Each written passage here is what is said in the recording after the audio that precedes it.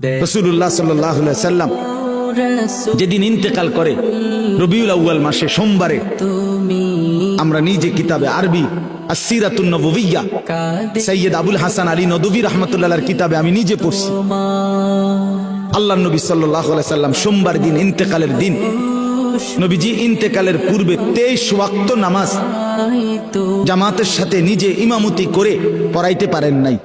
হযরত আবু বকর সিদ্দিক ইমামতি করছে নবীজির হায়াত থাকা, এতটা অসুস্থ ছিলেন, উঠতেই পারেন না। শেষ দিন সোমবার ফজরের ওয়াক্তে আল্লাহর নবী সাল্লাল্লাহু আলাইহি ওয়াসাল্লাম মসজিদে নামাজ শুরু হয়েছে ফজর। নবীজি ওনার স্ত্রী আয়েশা রাদিয়াল্লাহু তাআলা আনহা ওনার পিঠে বুকে মাথা রেখেছিলেন। নবীজি বললেন, আয়েশা আমারে সোজা করে বসাও, আমার হুজরার পর্দা সরাও, আমি আমার সাহাবীদের ফজরের নামাজের দৃশ্য দেখব। নবী সাল্লাল্লাহু আলাইহি সাল্লামের রওজা মুবারক এখন আপনারা যারা গেছেন তারা তো দেখছেনই, একেবারে যেখান দিয়ে নবীজির রওজায় আথার, এইটাই মসজিদ, এটা লগে দিয়েই মসজিদ। তো নবী সাল্লাল্লাহু আলাইহি সাল্লামকে আম্মা জান আয়েশা নবীজির বিবি এরকম কনুইর মধ্যে ঠেস দিয়া বসাইছে, পর্দা সরায় দিছে। আল্লাহর নবী দেখলেন পুরা মসজিদ ভরা। ফজরের নামাজ কোন নামাজ? জোহরের পরে যেটা পড়ে ভোরে। কোন সময়? ভোরে।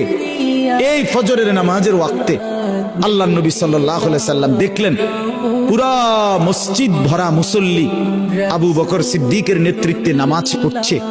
সবাইকে ভরপুর দেখে খোদার কসম কিতাবে লিখছে নবী সাল্লাল্লাহু আলাইহি সাল্লাম চোখের পানি ফেলে দিছে, কাঁদতে কাঁদতে বলছে, আয়েশা আমার 23 বছরের মেহনত সার্থক। আয়েশা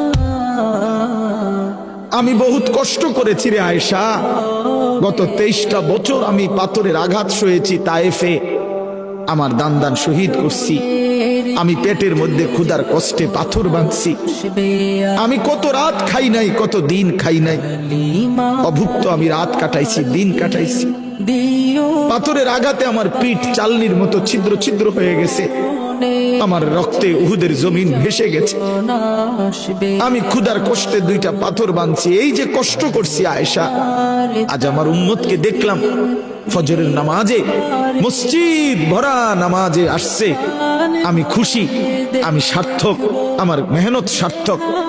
এরপরে নবীজি সাল্লাল্লাহু আলাইহি সাল্লাম 2 হাত আসমানের দিকে তুলে খোদার কসম বাপ নবীজি ওই সময় আল্লাহকে বলছে, আল্লাহুম্মা রফিকাল আলা, মাওলা এবার আমি আপনি বন্ধুর কাছে যেতে চাই।